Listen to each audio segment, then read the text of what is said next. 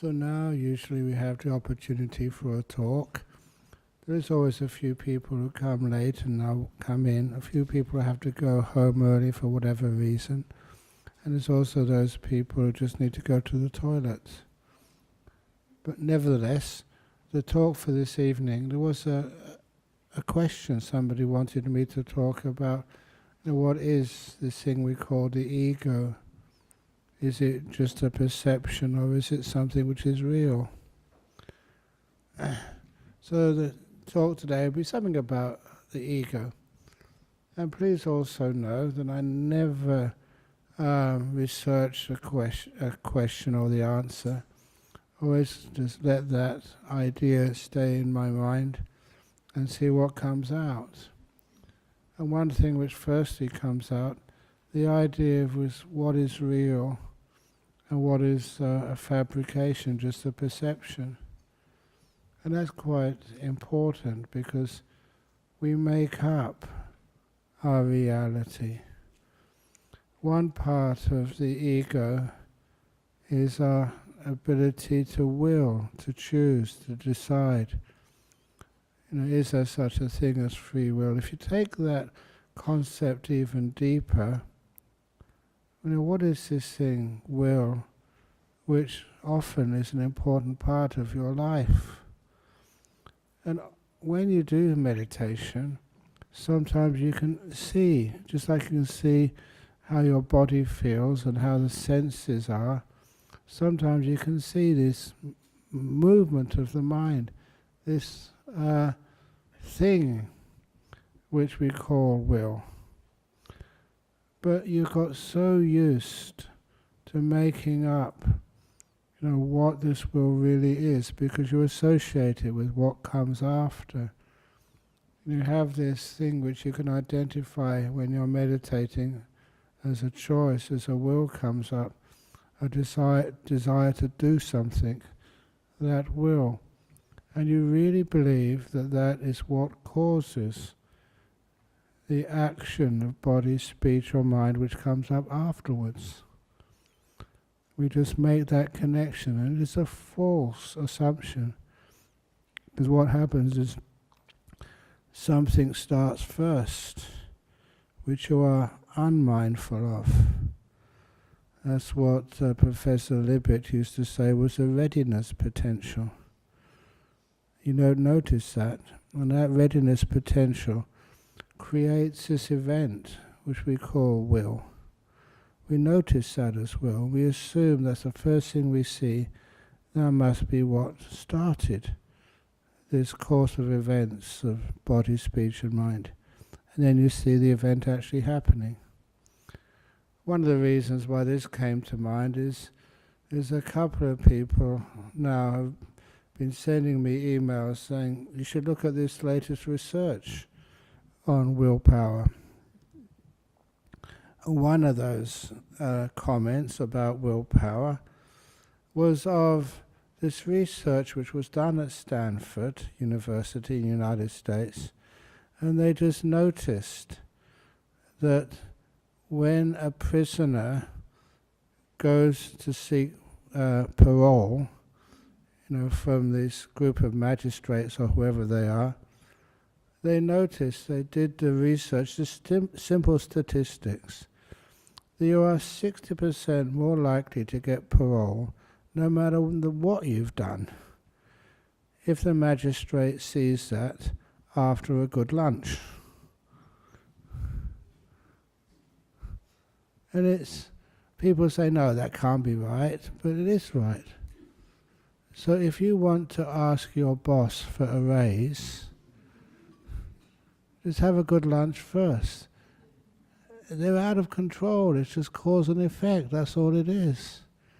If you want to ask your husband, for some new clothes, get him a nice lunch first of all, and then ask him. I've been telling the monks at Bodhinyana Monastery this for years. That if you want to go on a retreat, just make sure I have a good lunch first of all, and then ask me afterwards. You're far more likely to say yes. I shouldn't really say this, But even our committee, sometimes I know that I've been on that committee all my life, just about, the longest serving committee member, because I'm the spiritual dictator. I'm sorry, not spiritual director. There was actually one of our members once said, AjahnBrahm, you're not the spiritual director of the Buddhist Society of Western Australia, you're the spiritual dictator. But not upfront dictator. You do it sort of like under the table with suggestions and with psychology. You know, one way to do that psychology. No, I shouldn't say this. I'm giving all the tricks away. You think you know all my tricks, but I keep a few secret just to make sure. But just even that little thing, I'm quite surprised how easy it is to do. And that lady, just, Rachel Green, haven't seen her for a while, but, she did such a good service, and I got a lot of gratitude for her. That, she was, when it came to the committee, and she was such an amazingly organized woman, so generous with her time. And so when I asked her to be a committee member, and why not be the president? Do you remember Rachel? And when I asked her to be the president, of course, like many of you, you say, no, we're too busy, we can't do it. That's not how to get people to help you. Over here, when I ask, can any of you join our committee to be the events manager, or what's the other one, events or membership? I knew it was membership, but if I'd have said that, it gets much more power when somebody else is forced to say that name, membership. But anyhow, with this lady, I said during the beginning of the meditation, I said to her, look, you are too busy. I'm sorry, I should not have asked you. I backtracked. And I said, it's not right that I ask you these things. And I remember her response. She was really negative. What do you mean that, you can't ask me to be the president? I can be the president if I want to. I said, no, you can't. I forbid you. You're working too hard. Out of kindness, I ban you from being the president. And then she went to bed that night, and she kept thinking about it all night. She was just like fighting the ideas. To prove a point, she filled out the form, and she became our president. That's how Dennis became a president many years ago, wasn't it? But you didn't recognize it, did you? That's why Leha became a really great ops manager. Did you realize why you took that position? Did you think it was your free choice? That's what people think, because they don't see just how the mind works. We work on conditioning. And it's fascinating to see that. If you want to understand what this ego is, what the sense of self is it something real or is it made up? It is made up by you. Your conditioning, your built-up picture of who you think you are, and just how you need to have some idea of who you are in order to perform in this world. Are you a doctor? Are you a good doctor? Who tells you? Me, look at me. Repeat after me. I am a good doctor. I am a good doctor. I am a good doctor. You think I'm joking, but sometimes those words get in there and you think about them. Somebody you respect has said that, so you actually start thinking like that. That's what I do to monks. I am a teacher. My job is always to encourage them, never to criticize them. I know someone was asking me earlier, said they heard some talks, translated talks of Ajahn Chah, criticizing sort of monks. Have you ever heard me criticizing monks? Honestly?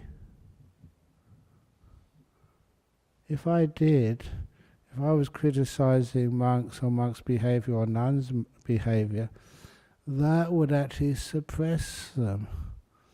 That would actually just stop their growth. I can't do that. One of the reasons is because what the heck are you criticizing? What is a monk? What is a nun? What is a human being? What is a doctor? Of course you can't criticize. I'll keep going back to the story, but it's a powerful one. The one about the trees in the forest. Please use this yourself. I've just been through Indonesia. There's so many beautiful forests in Indonesia, but wherever I go in the world, never ever have I seen a perfect tree. What is perfect? Whatever image you have of perfect. Well, you know, sometimes, okay, I was male before I was a monk. I'm a male now, I suppose. But sometimes, you know, you see in magazines pictures of these women I thought were drop dead gorgeous when I was about 18. And I remember one of them, like Twiggy. Any of you old enough to remember Twiggy? No, she was this Western model. She was so thin. And I look at her now and think, crikey, you know, if I'd have seen her, I would have never asked her to go out with me. I mean, nothing wrong about that, but I was actually conditioned by all of that media and photos and people who were saying, oh, how beautiful she is. But in reality, look at her, you know, many years back, and they weren't that beautiful. Even when you go and see portraits of people, you know, in museums, really very beautiful people, at least they were at that time, and you look at them, and most of those women about 100 years ago were fat, and they were drop-dead gorgeous. So any women who are fat these days, you were just born in the wrong century, that's all.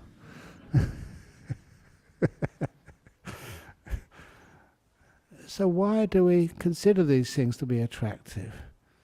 The only reason we consider these things to be attractive is because we're told that they're attractive. We're conditioned to believe that.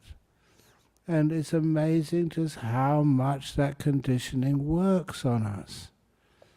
One of the times when I really sort of got caught into being conditioned like that, I probably told the story 2 weeks ago, but I'm hoping that many people here are getting old and older, forgetting what I said last time I gave a talk here. And that was that story of Saint Bruno Tobacco. I usually tell this on retreats. Absolutely true story. I'd never smoked cigarettes when I was young, but when you went to university, you saw that all of these great professors, really intelligent people, would smoke a pipe. You know, just like Albert Einstein, Niels Bohr, all these people I really respected, you know, really geniuses. They would put a pipe in their mouth and put some tobacco in it and light it. So I thought it was, you know, the appropriate accessory, you know, to the clothes which I wore. And especially at that time, because you were a student, I don't know if you've seen pictures of me when I was that young. I had this big bushy hair, big curly hair out here somewhere. And where it finished, that's where my beard started and continued around. It was like called the donut look. You just see my face peering out in the middle. And honestly, it was very helpful if you were growing up in a city like London or Cambridge. It was really cold there. You never needed a hat. You had a hair which was around you, keeping you warm.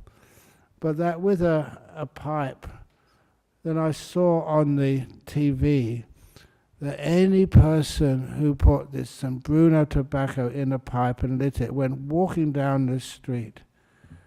All these incredibly beautiful women would be entranced by the aroma of St. Bruno Tobacco. So much so that in the advertisement, I still remember, this drop-dead gorgeous blonde was in a shop serving customers, and when she smelt some Bruno Tobacco, she jumped over the counter and followed this man, waiting to do his every desire because she was enchanted with the aroma of St. Bruno Tobacco. And then passing a greengrocer, that's where another beautiful brunette, left her counter and followed this man. And then somebody else was following him. And after about 1 or 2 minutes, had all the most amazing, beautiful women in the world were following this guy. I mean, that was just misogynistic, sexist, and so many things were wrong with it. But I bought some. I did. I was embarrassed about that. But nevertheless, I did it. And I think, as I said, if you heard the story before, the only thing which followed me was a dog. Well, I deserved that. I was stupid. But then I often remember that I thanked that I actually did that, because it just showed me why did I do that? It was illogical, irrational, but I did that because I'd seen that advertisement so many times. I'd been conditioned. And so a lot of the things which you do, even your clothes, how you look. Why do you look like this? I decided when again I was a student to be rebellious, to think for myself. And so I remember just this one time, I was going to one of these, I'm talking about my generation, to this rock festival in the Isle of Wight, going to see all these rock bands. And, of course, you couldn't wear a suit to such a festival, so I got some green velvet trousers. It's my green velvet trousers story. And I thought that's really being rebellious and being idiosyncratic. Not many people had green velvet trousers in those days. So when I went there, I was so surprised. There's thousands of other people had green velvet trousers as well. And I thought, my goodness. So these days I don't wear green velvet trousers. I wear brown robes and a bald head. And I stay with so many other people with brown robes and bald heads.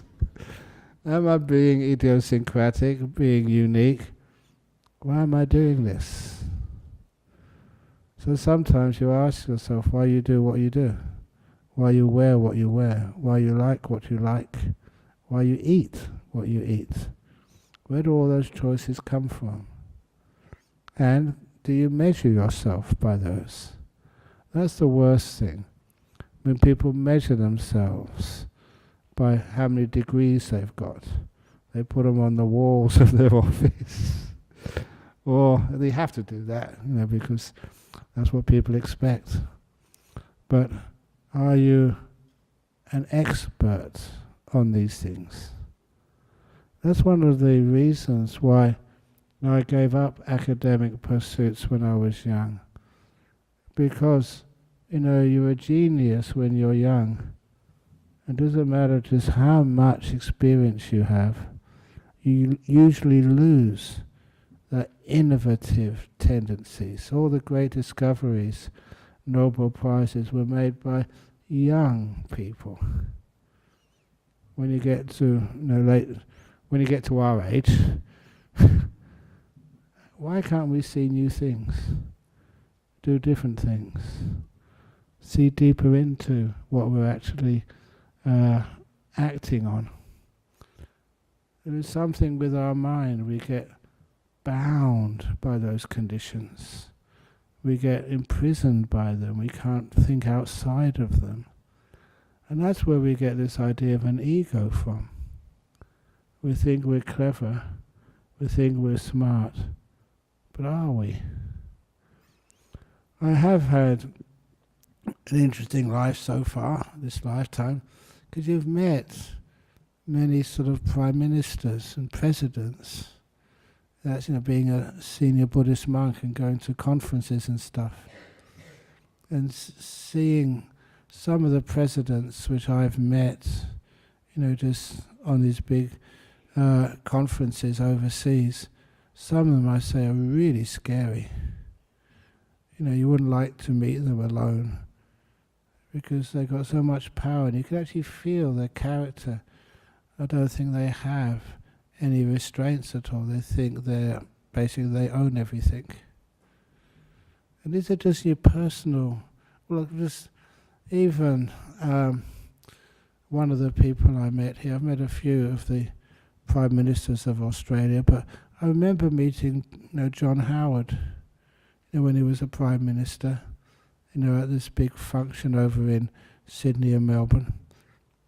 And I remember just, with Ajahn Sujato, we were just walking down the wrong direction, and there was John Howard and his wife, just waiting to meet everybody. And straight away you felt he had some kindness there, but my first impression was that, he owned Australia. Please excuse me, this is not politics, this is just a person. He may have changed his ways now, but that sense of self and ego got very, very strong. And you can understand how it works. That he's the senior minister, he's successful, and everybody else underneath him will always, try and say nice things about him so they can get preferences in being selected to be the next cabinet minister. In Australia they call it brown nosing. Oh good, you know what that means. But what happens then is you can get so easily believing that you are so good, you're so wonderful. And I know that I have to be really careful of that because I'm a senior monk, and you get, medals and stuff. I'll never wear those medals, which I've got. I don't want to. You want to hide them. I remember even Ajahn Chah had got so many awards from people for his service in Thailand, but he would always call himself just Ajahn Chah, never Chao Kun or anything like that. And it's wonderful to be able to see that. He just wanted to be that ordinary monk who saw the danger, in when people praise you. Even right now, giving a talk to you, seen on the internet by so many people. I was asked, a nice question in Indonesia. They were asking some very good questions, and one was, AjahnBrahm, you're very well known. Aren't you afraid of what in Buddhism they call labha, sakara, siloka, which is gains, honor and fame?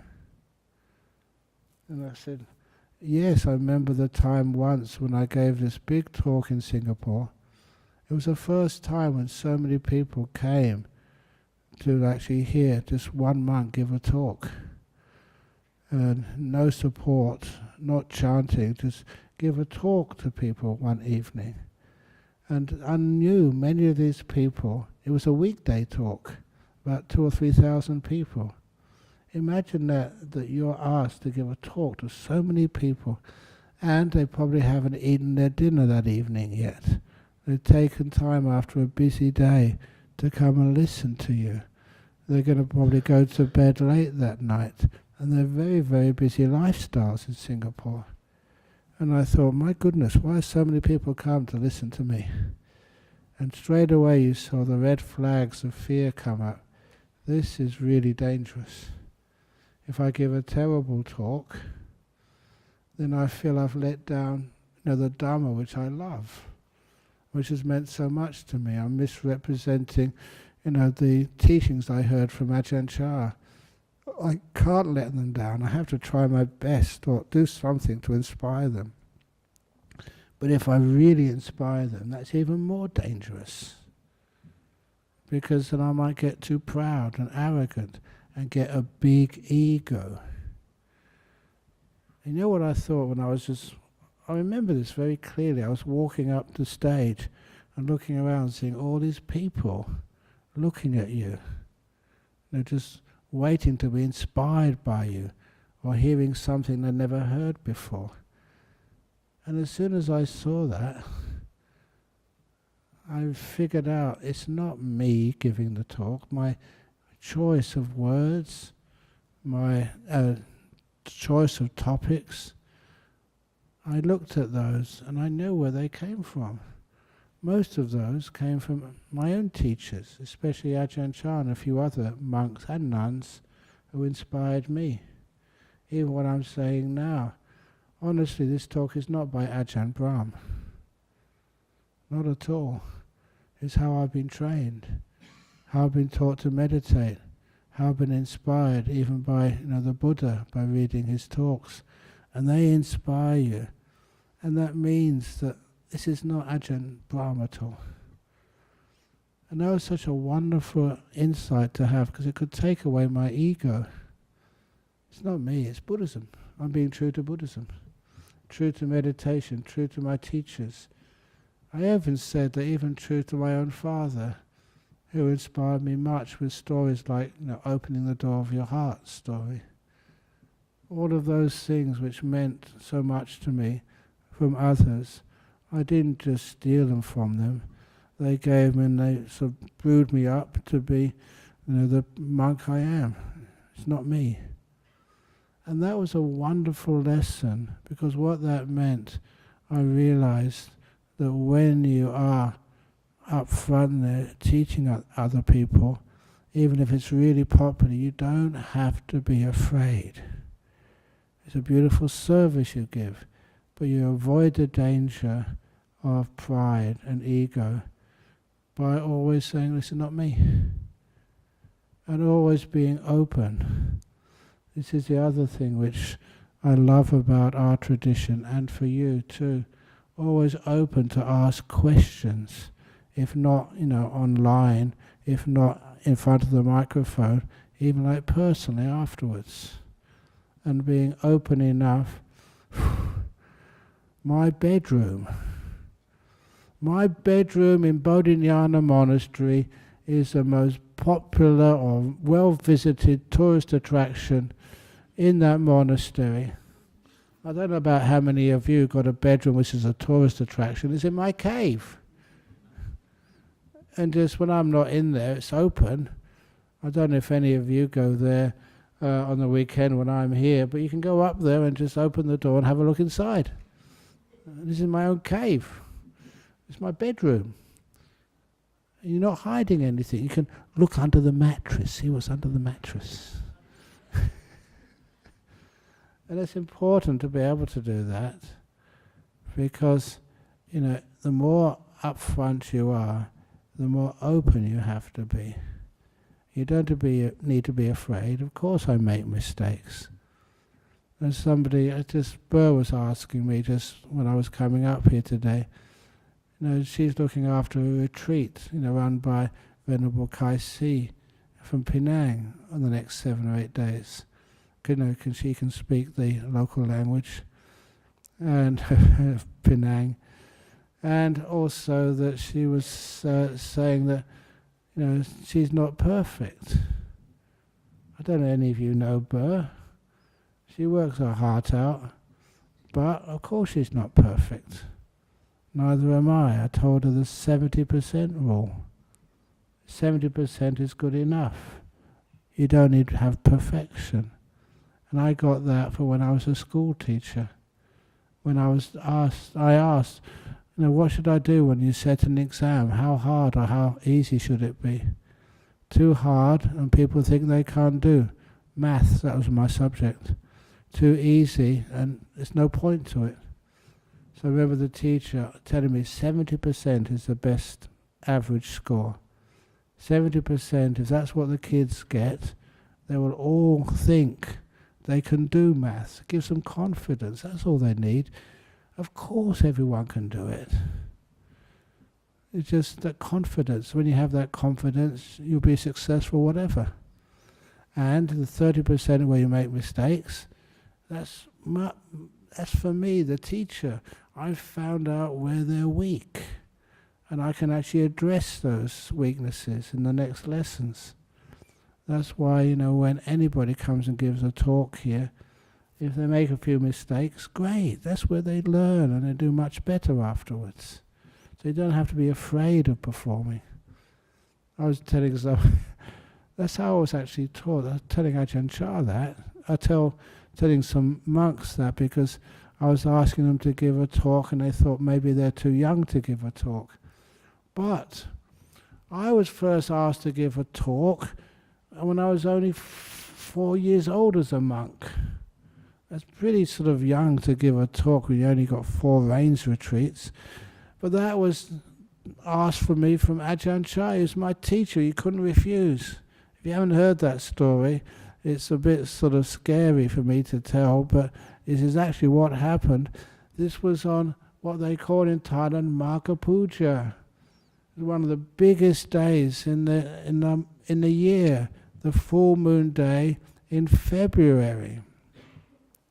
And we all had to go to Ajahn Chah's monastery, Wat Pong. There's maybe 100 monks, 150 monks there, and I was close to the bottom of the line. 4 years as a monk, he was still very junior. And when Ajahn Chah was supposed to give the talk, he decided that day he didn't want to give the talk.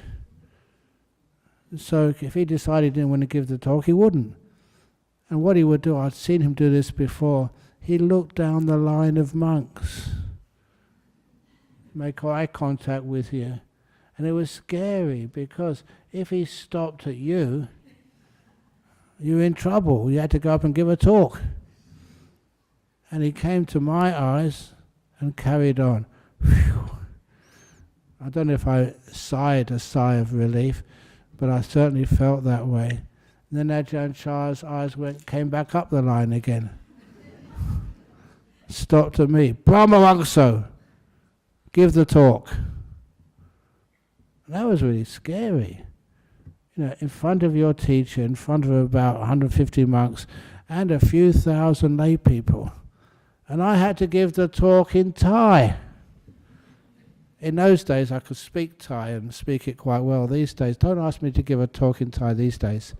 The last time I gave a talk in Thai in Dhammaloka Center, the people afterwards, a group of Thais, on a pilgrimage over here, and they came over here and they asked me to give a talk in Thai, and after I gave a simple talk in Thai, only 20 minutes, I couldn't believe their reaction. Sadhu, sadhu, sadhu, they all said. And I felt so egotistical. I felt, I can still speak Thai, still inspire people. And I felt so good about myself, I could actually just still have a memory which can express the Dhamma in Thai. And then the leader said, sadhu, sadhu, sadhu, that's the first time ever we've heard a Dhamma talk in the Pali language. They actually said that. Oh, I felt so rotten. It wasn't Pali, it was Thai. I always thought it was Pali. So that was the end of that. But it's nice that, you can take criticism and you can take failure. You try your very best and sometimes it succeeds and sometimes it doesn't. I remember even, this was I think over in Pinjara school. Was it Pinjara school? No, I think it was another school. It was a girls' school. They wanted to have different teachers, one teach on Buddhism, one teach on Islam, one teach on Hinduism. I did the Buddhism bit. And afterwards I got the feedback from them. They said, no, we preferred the Islamic man. He was a Westerner because he was blonde-haired and much taller than you. These were 14, 15-year-old schoolgirls. I didn't care what you were saying. They're looking about what you look like. Anyway, where was I with this? Other with the ego. You actually concoct an ego. Who do you think you are? That's one of the reasons if you want to find out what you think you are, what you take yourself to be. And I was mentioning this to someone a few days ago. They wanted to give a talk on non-self. What is the self? You don't get anywhere without being philosophical like that when you ask the wrong question. Ask the right question. What do you take yourself to be? What is your assumptions of who you are? That's much nicer. And those assumptions of who you are, sometimes when you were young, you think you're intelligent. I thought I was intelligent. I went to Cambridge University. I had a scholarship up there. I studied theoretical physics under one of the same professors as taught Stephen Hawkins. Wow.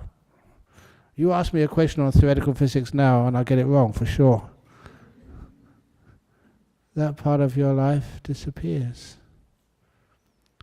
Many of your memories of just important things in life disappear. How many of you get things wrong? Of course you get things wrong. Is it because you're no good? Maybe, of course not. That's the problem. We're afraid of criticism. We give criticism too much. I said earlier, I never try to criticize any monks. I've told this story before, but I don't mind telling it again. One of our monks is a great monk. And the only reason why, he never went to university, when he ordained with me, he was brilliant at everything. Whatever task you gave him to do, he could do it so well. And I think many of you know that was Ajahn Santuti. You won't mind me telling you this. But he was born in Indonesia. Did you know that? On the boat, escaping from Vietnam during the Vietnam War. His mother was incredibly courageous, to actually, to leave while she was pregnant. And they managed to stop in the island off Indonesia somewhere, and that's where he was born. He managed to get to Perth as a migrant, obviously doing it very tough. But then I remember when he joined our monastery, he was absolutely brilliant at everything. Any of you who've been over to the monastery he has, Kusala Vihara, just off Brookton Highway, it's well worth visiting. Much of not much of, just about all those buildings he kind of built himself. And the quality of that work is astounding. Even more than that, I still remember when he was an anagarika, wearing white. And the Singaporeans were coming for one of their retreats. And I didn't have a cook, to make their meals for them. And especially, this guy, he's Asian. He is Vietnamese, but he saw he can cook some stuff, for the Singaporeans, which they would like. I don't know if any of you were on that retreat. I remember I was a teacher on that retreat, and I saw all of these Singaporeans go into the kitchen just to watch. And there was, Ajahn Santuti was an anagarika at this time, with a couple of woks blazing away, and just mixing everything up with this huge smile on his face.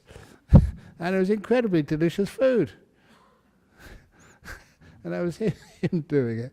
Do you remember that, Dennis? Yeah. I can never remember. It was just, they just weren't really worried about the food. They knew it was going to be tasty, but just to watch him and see him do this, it was just really entertaining. Whatever he did was always spectacular. Sorry? Cream, yeah, whatever it was, it tasted nice. He didn't ask the ingredients, just follow the taste. But anyway. But even any of you who go to Jhana Grove,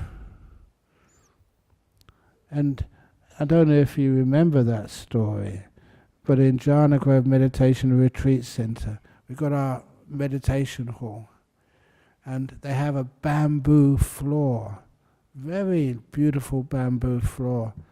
And of course, that was one of the last things they put in. They put in, we put in. Because the night before the opening ceremony was going to start, the thing wasn't finished. We had half a floor there, and the rest was still not done. And the person, the builder, actually the contractor, tried to get many people to come. But it was just before Easter, the day before Good Friday. Everybody was going on holiday or whatever. So we were stuck with the floor half finished. We were getting all these VIPs coming. One of those VIPs was Jeff Gallup.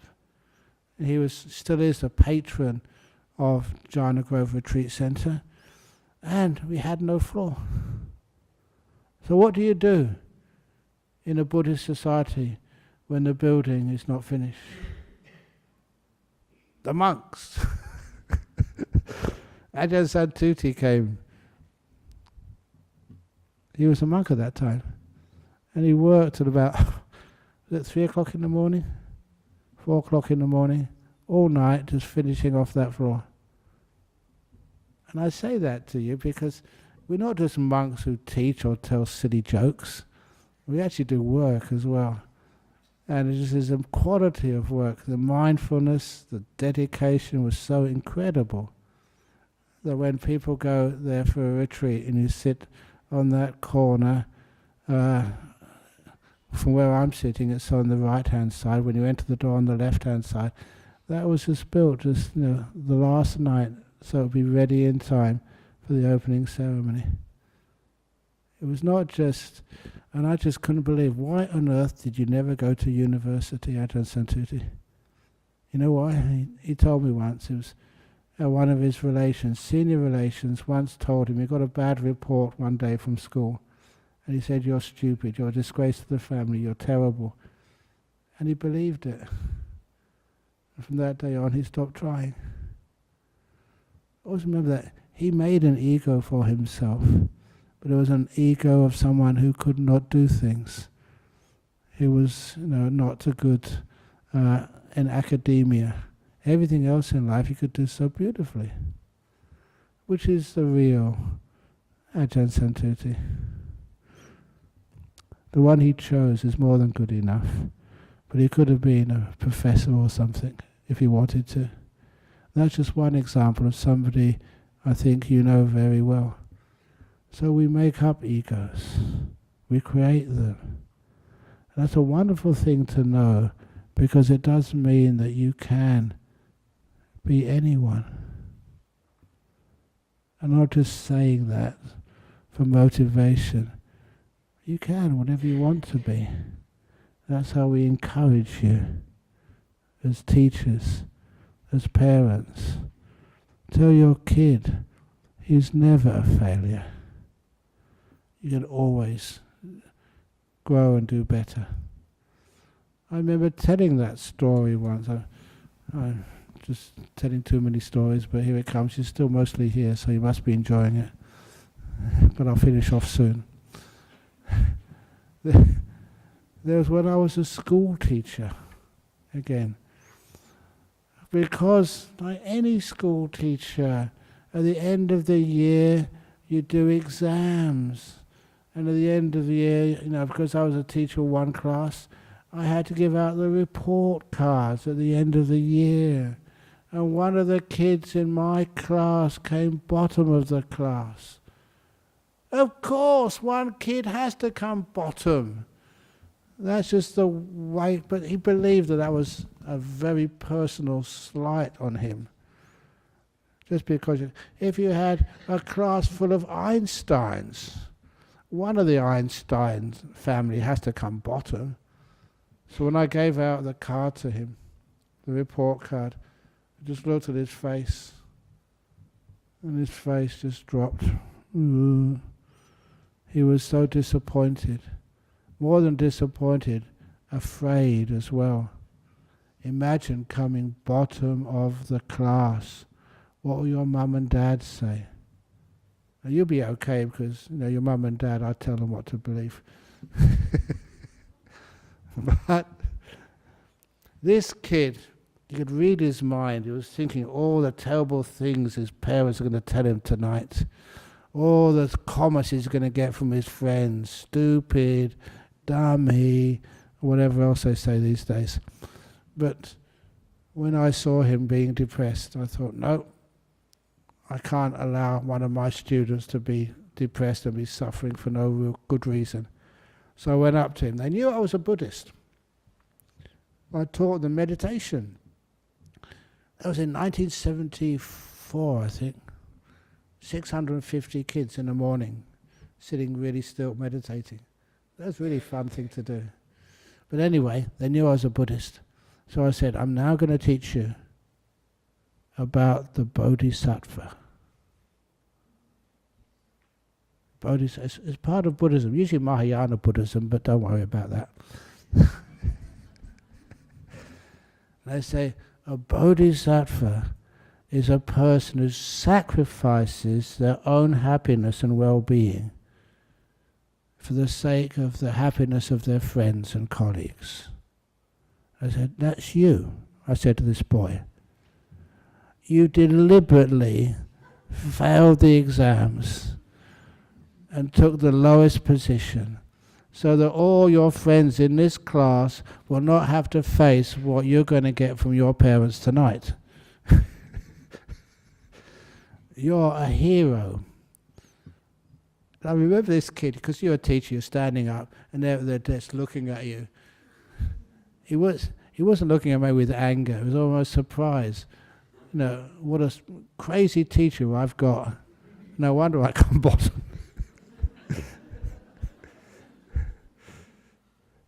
But then I told him, I carried on with my explanation. I said, after this class is finished, I am going to the headmaster's study. I'm going to nominate you for the Bodhisattva of the Year award in this school. You know, your sacrifice is heroic, taking the bottom place in this class. But I did say before I left, but remember this, you were only allowed the Bodhisattva prize once in your career at school. So next year let somebody else fail. I kind of like that attitude. You're not criticizing anybody. You're not saying this is an ego. You've got educational problems, this problem, that problem, another problem. You're not even calling them problems. You just said this is just what happened this year. It doesn't define who you are or who you will be in the future. So your ego is totally changeable.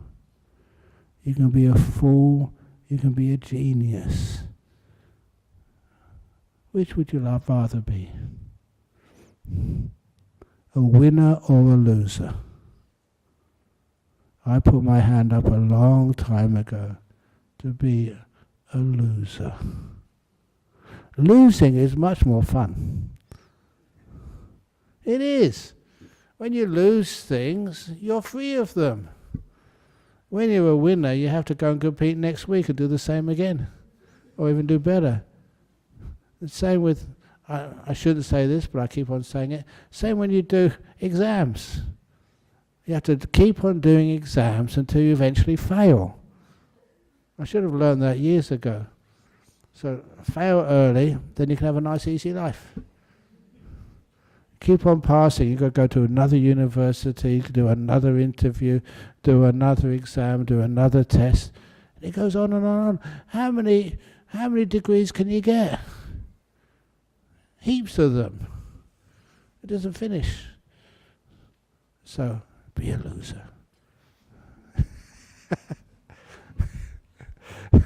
And when you lose things, kind of you're free, less responsibility. Isn't that the case? Be a monk. Lose everything.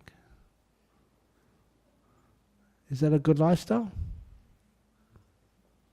Just lose all your free time and join our committee. That's a start. Okay, I'm going over time again, so I'm going to lose it and finish off now. So thank you all for listening to An Ego is What You Make, not who you are. Sadhu, sadhu, sadhu. Excellent. Okay, question time. Who's going to ask the best question today? Or even better, the worst question? I got some questions on the machine. Got one over there? No, you got a question there, yeah. A question from alive rather than artificial reality. Are you a robot? Oh. No. It was a very nice talk. Thank you, Ajahn. Oh, thank you. It was good. I'm wondering, it feels like that devotion dissolves ego. It felt like a thread of that through the talk. Would you comment on that? Devotion. It depends what you're devoted to, because that can make sometimes other egos us, rather than the people who are devoted to something else and them. Honestly, this is a big question, but I always wondered, now why are there always really good people, but they argue sometimes to the death? How many wars are there going on in the world right now? And the two peoples are actually quite close together. Either Abrahamic faith or Greek or the Russian Orthodox faith. You think that they're so close together, but why do they fight? They're too devoted. And sometimes people are convinced and controlling the media, controlling their social media, what they're allowed to, or what they're controlled to listen to and believe. I don't know how many of you who just don't have much idea of the history of these conflicts, you go to those places and say, what on earth is happening here? People who can speak the same languages, understand each other. Why on earth can't we share? Ego is also, the more you own, the bigger your ego. It's ownership, identification. Who you think you are. Does that make any sense to you? It does. It felt like that when you had to give the talk in front of AjahnBrahm, and when you had to give the talk in Singapore, and even when it seemed like that your devotion to the teachings, to the Dharma, dissolved that. That was really where I was coming. But I also am feeling what you're saying with regard to being too fixated on that point. I did trust those teachers, and did trust the wisdom, which was coming up at a later time in my life when you give big talks. It wasn't the content of the talk which is important. It's how I felt about giving it. And I trusted that was a good solution, and my goodness, it was. I don't know where that question came from, but it didn't come from you. Okay. Prem has a question.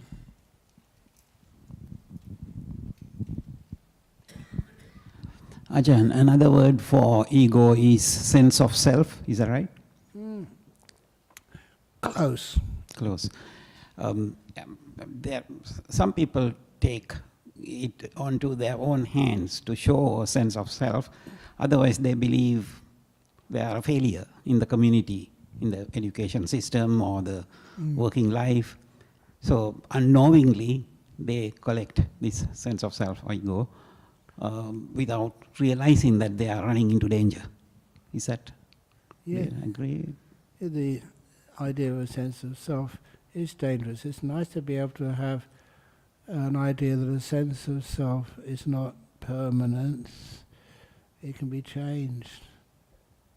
You don't have to be. I noticed this one memory.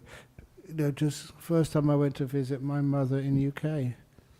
Not many people even knew who I was, that I was a Buddhist monk. So lots of people would shout abuse at you. Get a proper job. I remember that saying. But still I remember, because I went to visit her around the holiday season, when it got to Christmas Day and I was walking from one place to another, no one would ever abuse me. They'd always say, Merry Christmas, whoever you are. The whole attitude changed just because of a day of the year. Today was a holiday day, and everybody was happy and respectful. The day before, they would abuse you. I remember seeing that, experiencing that. It was kind of weird. But it just did show that which one was the right me. Okay. Tell a joke. I haven't told many jokes today. Thank you, Ajahn. Thank you, okay. This was this Islamic mullah, Nasruddin.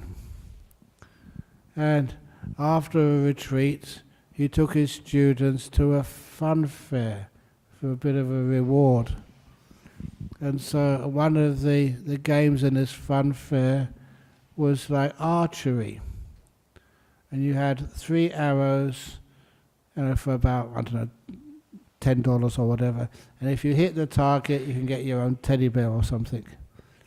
And so he said, yeah, I'll have a go at that. And his student said, I never believed that you were a good archer before. You never told us that you learned archery. And he said, oh, there's many things I haven't told you. So he got his first arrow, paid the $10 or however much it was, put it in the bow, pulled it back and shot it. It only went about halfway to the target. It was a ridiculous shot. And they said, look, stop, you're embarrassing us. You know, you're a teacher. You know, they would get really upset. And he said, no, that was a shot of a hasty man. So then he put the second arrow in and he pulled it back and he shot it. It went the distance, but about a $10 bus ride to the right, a long way off. And they said, look, stop it, you're embarrassing us even more. People are laughing at us. He said, no, that was a shot of an arrogant man. So he put the third arrow in the... He said, look, don't do it. You know, you've already missed by so badly. You might kill someone next time. But he refused to listen to advice.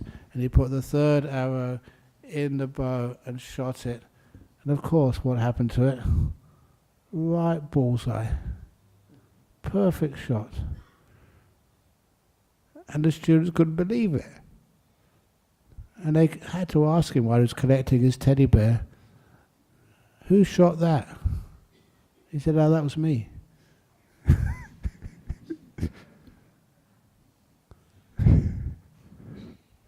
Do you understand? Anyway, I always like that story. Okay, anyway. A quick, as long as there's a question. Okay. Go on. Sorry, AjahnBrahm. Thanks for a wonderful talk on ego, AjahnBrahm. AjahnBrahm, don't you think there are 2 types of ego? You know? One is the ego with good intention, you know, like a good intention, you know, like helping people, you know, or, you know, whereby you feel really good. You can feel it, you know, it's a good ego, you know. And the other ego, which is really hidden in us, you know, which you don't realize. But this type of ego, there is that disturbing feeling, you know. It's an ego. Yeah. You know, so if you can really pick this up, you know, and quickly change the negative ego, you know, and let it go to equanimity, then we feel better. You know. Do you see what I mean? I see what you mean, yeah. It's also not just what's doing it, but just what is your aim in this. But you have to be careful there, because people feel they're doing good. I remember just first years I was in Thailand, had like Peace Corps workers.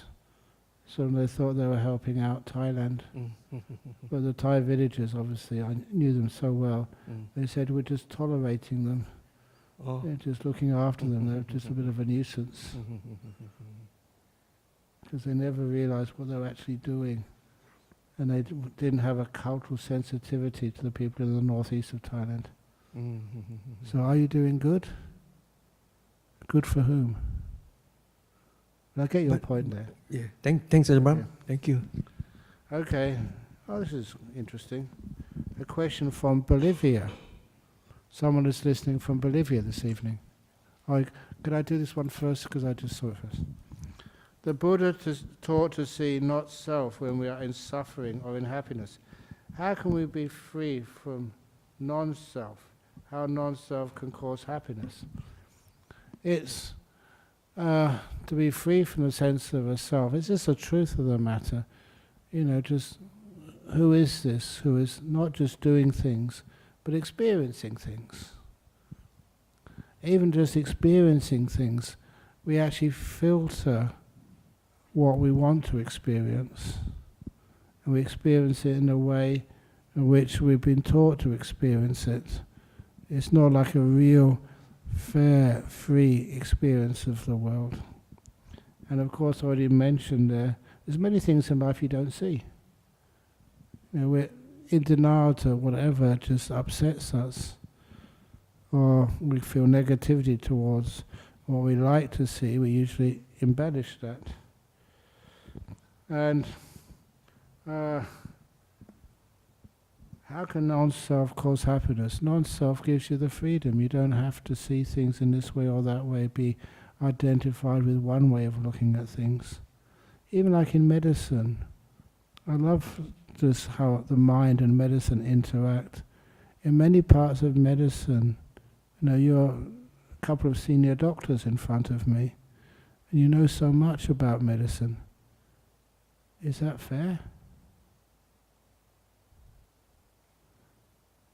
Do what the advice you give, is that always the best advice? You're trying your very best, and it's wonderful you do that. But there are times, if anybody's interested, there was this psychic, you might call him, but a real legitimate one called Edgar Cayce, C-A-Y-C-E. Great books to read about him. He was a Baptist just between the First and Second World Wars. A very simple man, but then he could go into these trances and people would ask him, I've got this patient here, he's got really bad cancer, what do you reckon? And in this trance he said, oh, you need this medicine. And they would check on the drugstore in town and they would say that medicine doesn't exist. And they put him in trance again. He said, yes, it does exist. You'll find it in the drugstore in St. Louis. I remember this particular chapter. So they'd sent a telegraph that's the only way they could contact people quickly, to St. Louis, waited an hour or two, and they said, no, there's no drug in this drugstore in St. Louis. So he went in a trance again. You'll find it in that drugstore, in the back room, in the third shelf on the right, to the top. And of course the telegraph came through, found it! And that's just the amazing stuff which happened. And that, whatever that medicine was, it was incredible just how much it worked. The stupid amounts of dosages, not the usual standard medicines, but it worked. It's kind of weird. But that's the sort of stuff which I'm interested in, which is not done through the usual scientific methods of trying this medication, this medication, this medication, and working out the stats or working out how it does restrict viruses or bacteria from hurting the body. So that's one of the reasons why that sometimes if we have a strong ego, we're the expert on things. Sometimes that stops us seeing more things. And I have to be very careful of that as a meditator or as a Buddhist expert. Please, I will make mistakes. That's the nature of life. But I also remember that Edgar Cayce, one person, this was in maybe 1936 or something, or that round about that time. They asked him when he was under trance, what is the most important law in the universe? You know what Edgar Cayce answered? Law of karma. 1936. I don't know even if he knew how to spell Buddhism. That's the thing which came up. Anyway.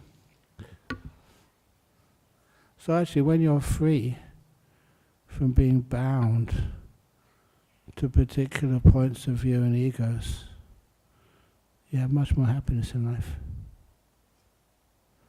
It's one of the sayings which I concocted. Never allow your knowledge to stand in the way of truth. Okay, Ajahn, could you please advise? I was diagnosed yesterday with terminal lung cancer. How should I relate to this? Well, it's a tough question. Terminal lung cancer, please excuse me, but I have seen several people with terminal lung cancer still living 20 years later. Terminal is only an approximation. So, where did that terminal lung cancer come from? I was saying this because I think even Ajahn, can I say it? I think I can. Didn't realize this, that there was that lady Anita Murajani. She was in Hong Kong, and she was sort of Indian by descent. She had this really bad cancers, and nothing was working. It was terminal, and they gave her an operation, and she died in the operation, left her body, but came to again afterwards to the surprise of the doctors. And when she came back, she said she went to this light. I often mention this because I relate to that light as one of these nimittas, like meditation experiences. And when she came back, first thing she did when she came out of anesthetic was say, "I'm cured." And they thought, "No, you're not. You've got tumours all over you." But she was. And the interesting thing about that, which I never told Ajahn Brahmali, I thought he knew, that the GP of Anita Murajani, her GP, was a Western doctor called Brian Walker, who is the doctor at Serpentine Medical Centre in Serpentine, Western Australia. He migrated here. He's my GP. Weird. I just met him the other night. We had a big Vesak ceremony in Parliament House. And I just went through the wrong door, and he was coming in for one of the Senate meetings or whatever. So he's a Buddhist. Anyway. Oh.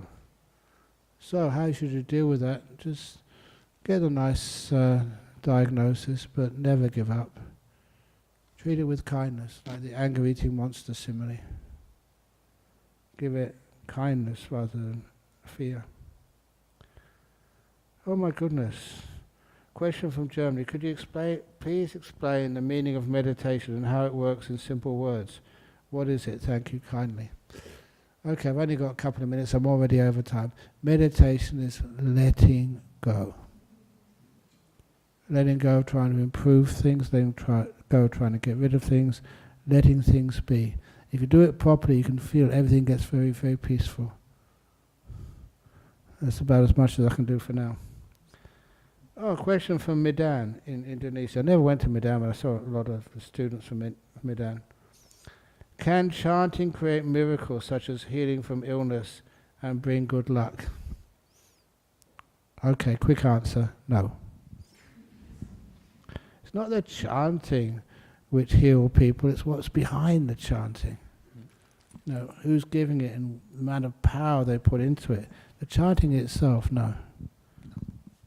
And bring good luck. What is good luck? I know a few people, I think on Wednesday or Thursday, they came to monastery for some chanting. And I didn't realize because there was a big lottery draw on Thursday.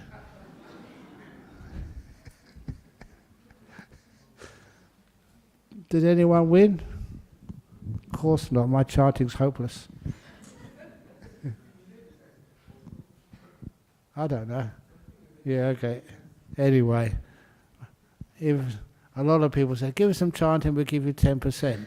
Say 10%, I do all the work and you only give 10%. No, of course not. Did you have a question in the back? Quick one, yeah? Oh, sorry, you got exercise, come on, faster. Okay. Sorry, I might not be so quick. Oh boy. I've had a bit of trouble formulating this in my mind, but this is part of the issue, which is I'm trying to address. I think of the ego as being something that you develop as a way of defending yourself from the world. Oh yeah. So like a little kid has to learn to have an ego to be able to interact with the world, right?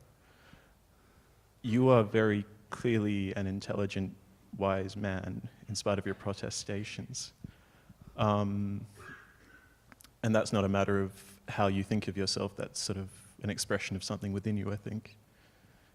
I think it is quite difficult for people who maybe struggle to let go of their ego and to be able to be vulnerable to that sort of danger of the world. And if you are capable, it's easier, but I think it is harder maybe for people not so much. Can you comment on that at all? Yes, indeed. Like formulating a strong ego is a defense mechanism, and that's very true. I know that sort of when people do meditation, number one, we always try and make sure they're in a safe environment. That's why we encourage people to keep precepts here. I know here, you would sometimes wonder, do you wonder why people leave their shoes outside when they come in here? That's because I feel much safer. If I tell a bad joke, they can't throw anything at me. So that's just a stupid AjahnBrahm joke. But I know that when people are counselling to get real, in other words, to actually to see who they really are and how to address problems, to get strength, there's an enormous amount of honesty, and that's scary.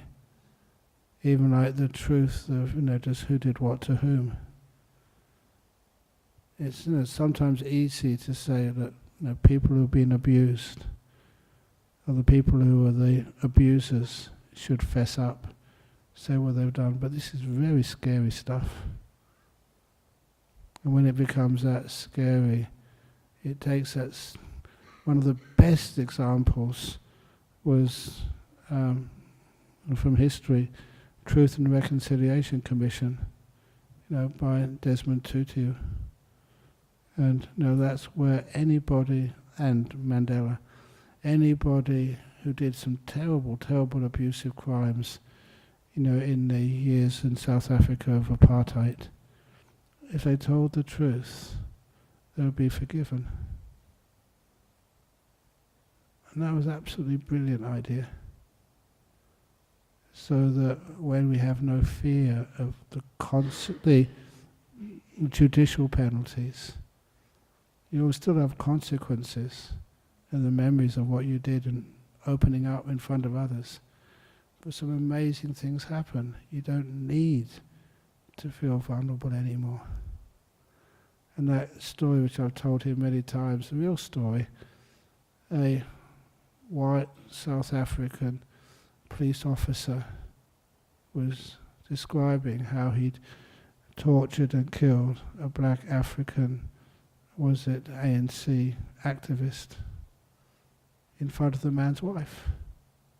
She was hearing for the first time how her husband had disappeared in the middle of the night and never came back. And then he was shaking all the time apparently. So it was so hard to tell everyone what he did in a court, especially in front of the man's family, his wife. And when he finished his testimony, his wife jumped over the barrier, and she was very, very agile, and managed to weave around the security officers who were supposed to stop her, and grabbed him. And as she put her arms around him, he was just terrified. But she said, "I forgive you." And they hugged with kindness. And apparently just the whole courtroom just burst out weeping. Such a beautiful act. It could only happen when people have the sense of safety to be able to say what really happened, instead of hiding behind these false egos. Does that make any sense to you? Okay, thank you. Okay, I think I've done a record today. That's my big ego. I've gone 20 minutes over time. And thank you everyone for staying. I know you've got to go back for dinner, some of you, or whatever. So thank you for staying listening. Please remember, on the weekend, we have the Wesak ceremony on Sunday.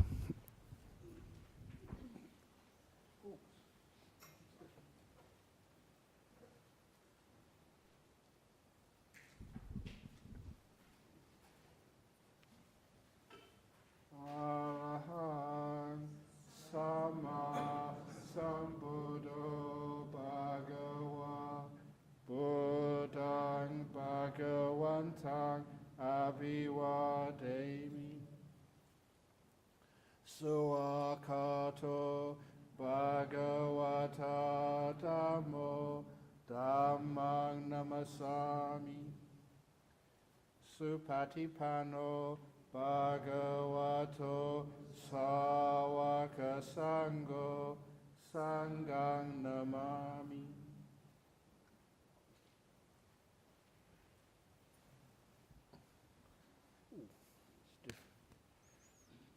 I don't usually do that now.